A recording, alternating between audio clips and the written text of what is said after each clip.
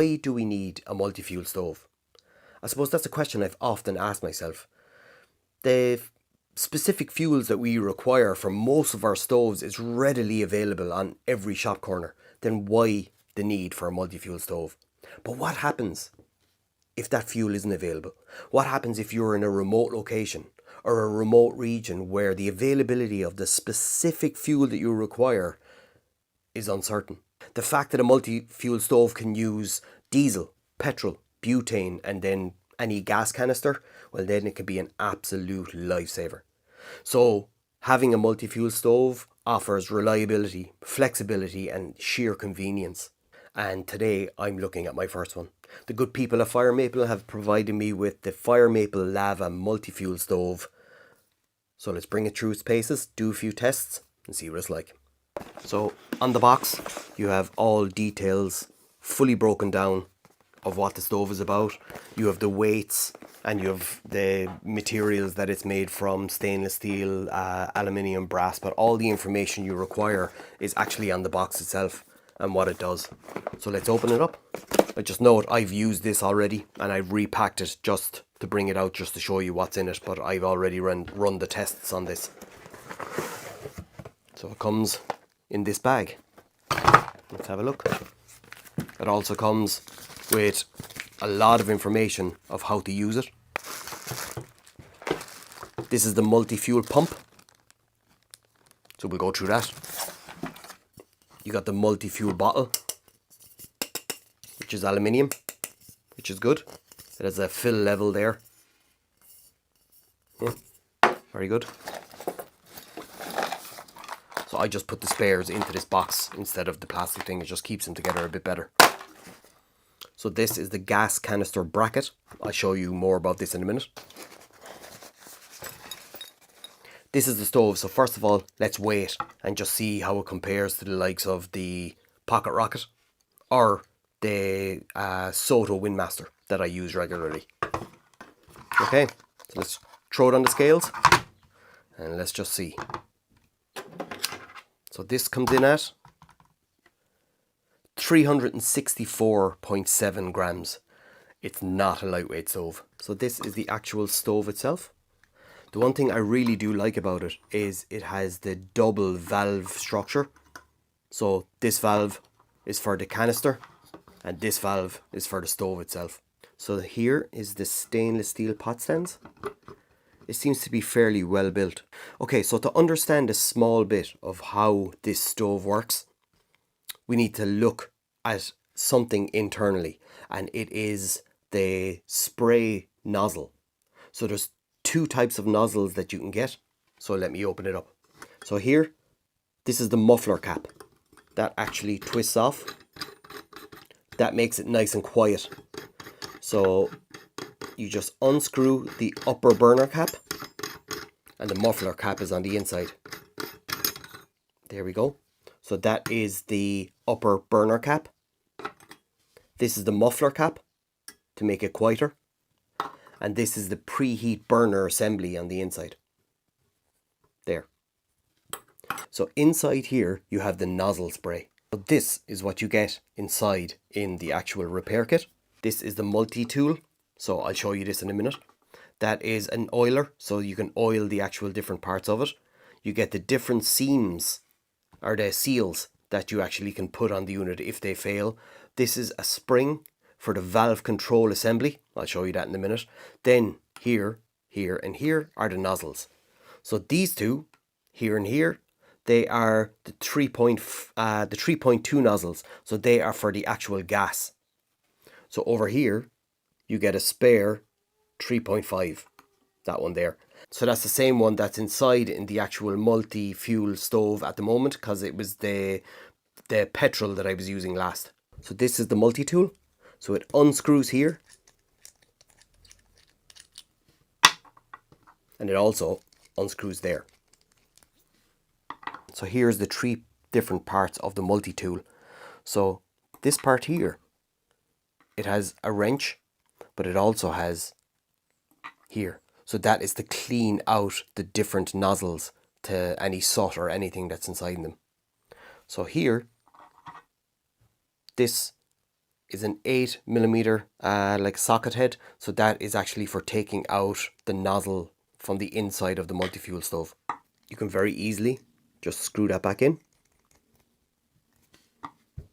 and this fits nicely into that. So you can unscrew it. So this fits in here. Then you can put this here. Then you just twist. And then you just unscrew it. And there you have the actual nozzle. And you just swap it out for the next one. So it's 3.5mm for petrol and 3.2 for the gas. Just to put it back in. Then use the wrench. Just give it a little tighten. That's perfect. So here on the side of the actual valve that goes onto the gas canister, you have this. And what that is you put that there and you tighten it up on the opposite side, and that holds your tool, which is very, very handy. Just to reassemble it, so you just place the preheat burner assembly there. Then you have the muffler to keep the sound down. You put the muffler over it, and then you get the upper burner cap. Place that over it and tighten it back up. There you go, which is quite simple. So here, as I mentioned, this is the valve control assembly, and this can be fully taken apart. That's why you have spares there. You also have this tag that goes on with just warnings and whatnot, but I found that a pain because when I was turning it, as you can see right there, it's caught already. So it needs to be hanging over something to do it, or being honest, I cut that off. So now that we actually have gone through some of the features and the different parts of the actual stove and how it works, I decided to do some testing. So what I did is I wanted to put this up against another stove, so I picked the MSR Pocket Rocket, which the BTUs are roughly the same. So the BTUs for this is about 10,230 BTUs, and the Pocket Rocket is 10,400 BTUs, so a slight bit stronger. So I just wanted to see, but regardless of the BTUs that's given out, it all depends on how big the flame is as well. So I went with the gas first. The instructions for using this gas, it's fairly basic. So you turn, the only difference is, I suppose, you have a valve assembly at the actual gas side, and you have a valve assembly at the actual stove itself. So for the test itself, I wanted to use the stainless steel 1 litre pot, put 1 litre of water in it, and I wanted to put that and the Pocket Rocket up against each other just to see which one was better, or faster, we'll say. So the basic instructions to use this is no different than any others. You just turn it on at the actual canister itself, and then slowly turn it on by the actual valve assembly at the unit itself. But I was taken back of what happened, because it started giving out a very, very, very big orange flame from the very start, and it wasn't a consistent one either. It was shooting up and shooting up, which really worried me. So I played around with it a few times, and I was still getting it was like a disrupted air that was going through maybe the hose or something like that. What I did off screen is I took it apart, checked the seams and checked the seals, just to make sure there was nothing loose, that the hose was loose, that this wasn't say cross-threaded or anything like that, just to make sure it wasn't user error, and put it back on. When I put it back on, I was still slightly getting the issue, but it did settle down after a while. I'm presuming because it turned hot enough, but it was actually worrying, the fact that such a big flame that came off. And if this was something that happens every time, it would burn a hole in your tent in the vestibule. So I don't know, I'd have to play around with it a bit more. But when it did settle down and it did get going, there was a lovely, lovely flame came off it. So I decided to do the first test. After the stove was double checked, and it seemed to have been to operational temperature. I decided to light it nice and slowly, and it created a lovely, lovely flame pattern out of it. So I put on the pot with the 1 litre of water and started the timer. It was very, very, very strong flame that came off this, and it was very wide as well.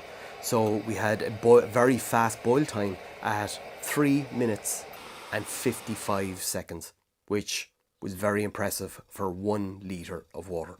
It performed very well when it was working properly. My only worry is what has to happen to get it working properly.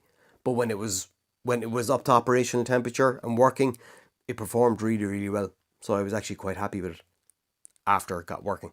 I decided to just burn up the Pocket Rocket now, the very same test, and let's see how this gets on. Just turned on the Pocket Rocket, no issues at all. Put on the standy pot and set the timer.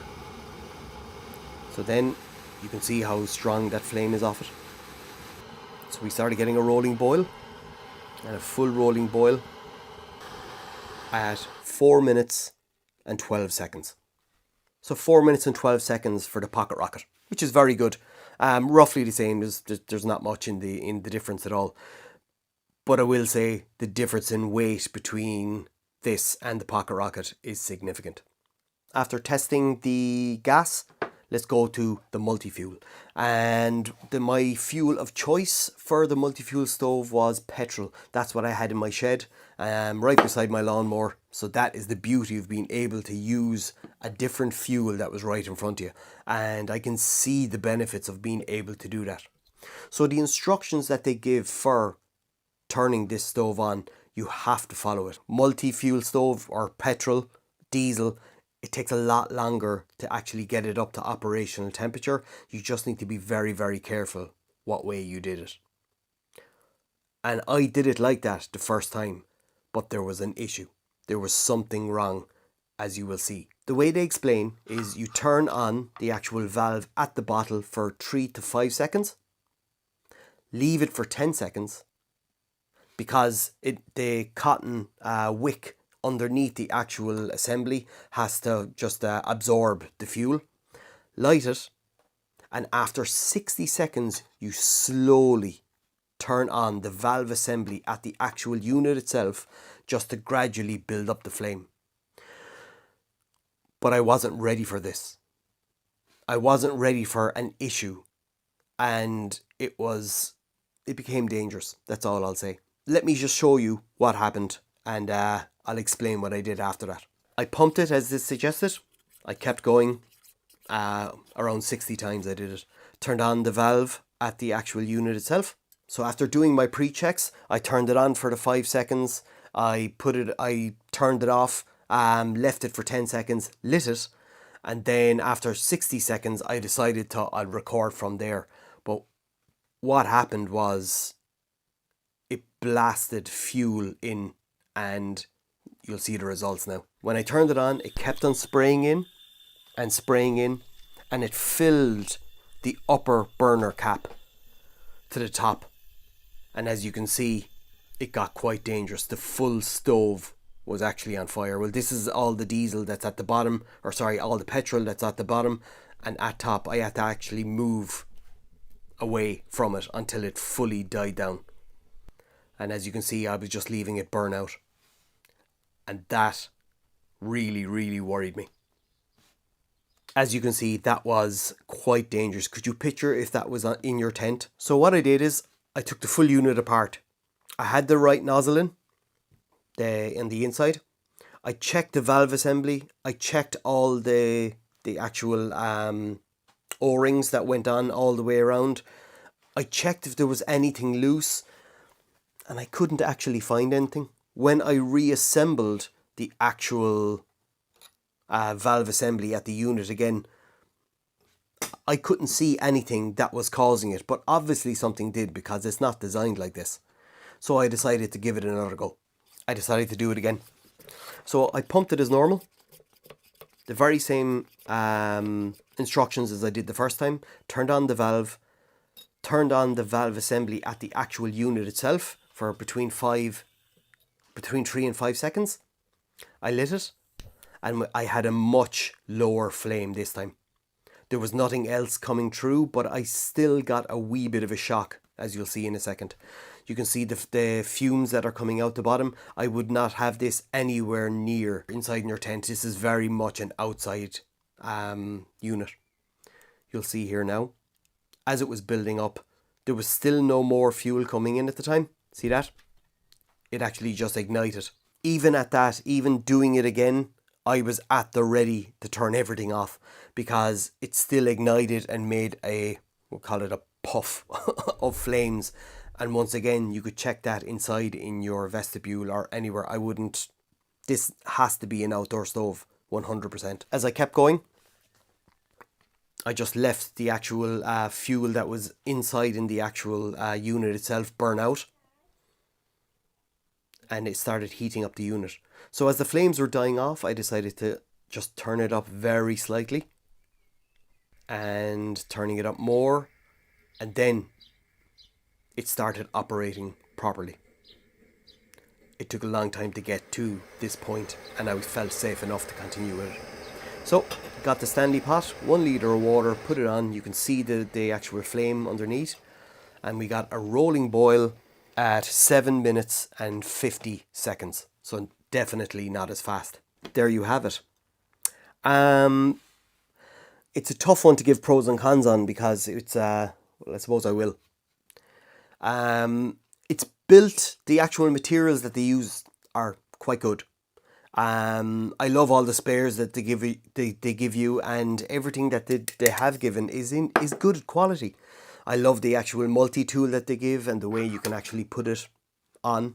I love the actual idea of the multi-fuel stove anyway, because I'm not sure if it's going to be so helpful in Ireland because you can get the fuel so readily available around the place, but I do like the concept of it. It performed well with the gas. When I did get it working, it surprised me some of I won't call them defects, but some of the actual, the routine that it had to do to actually get hot. But when it did burn, it actually beat the Pocket Rocket. So I was actually quite happy with that. It gave off a very, very good and a big flame as well. So when it comes to the multi-fuel side of things, this is my first one. So I don't know if other ones are like that. You really need to be diligent and triple check everything, because as you can see by the first test that I did, it got bloody dangerous. So once again, I'll say very much an outdoor stove. Once I checked everything and I redid it again, as you can see, like, I wasn't ready for the puff of flame that came out of it. Once again, that didn't make any sense to me. But obviously these things have to happen for the stove to heat up. But maybe that's what happens with using a multi-fuel stove. This is my first one, so I don't know. Personally, I'm not quite happy with how it performed from a safety point of view. I think it's quite dangerous. If not checked properly. But when it did get up to operational temperature and it did work, it worked absolutely fine. It was quite slow. I had it up full blast and it was like nearly 8 minutes to do with the 1 litre of water versus just under 4 minutes. So it was double the time. But besides that, I don't know, maybe because it's my first time using one and the shock factor of that kind of got me. But yeah, it definitely took me back. So I want to thank Fire Maple for sending it on to me. It was a very, very interesting review to do, and I will still play around with it just to make sure. But I had double checked it to make sure that it wasn't user error. I've seen a lot of mixed reviews on this stove and a lot of people having to send it back to Fire Maple trying to get some answers. For me, I got there in the end, but what I had to go through to get there, it has me, I'm not saying worried, but it has me thinking. I'm not sure if it's a stove that I would recommend. For the actual gas side of things, yes, I'll definitely be using that. Maybe I need to do some more research, because I did follow the instructions step by step to do this, and I checked all the valves. So yeah, let me know what you think. Let me know if I was doing anything wrong, because I've no problem taking constructive criticism. But for me, yeah, it's a very, very interesting one, but it's dangerous in more ways than one. So that's the fire maple lava. I'll leave all the details in the description. You can check it out. But let me know in the comments what you think. And is this a stove that you would use? And please let me know if I'm doing something wrong. But I did check the instructions, and I did check all the valves just to make sure that I wasn't doing anything wrong. But yeah, I don't want to bash fire maple, because like they create so many products, but this one has me a wee bit worried. So anyway, an interesting end. Thanks so much for watching, and yeah, lots of more reviews on the way. This was an interesting one. Please hit the like button and share. It's really helping the channel. And sure, yeah, stay safe out there. I'll talk to you in the next one. Bye.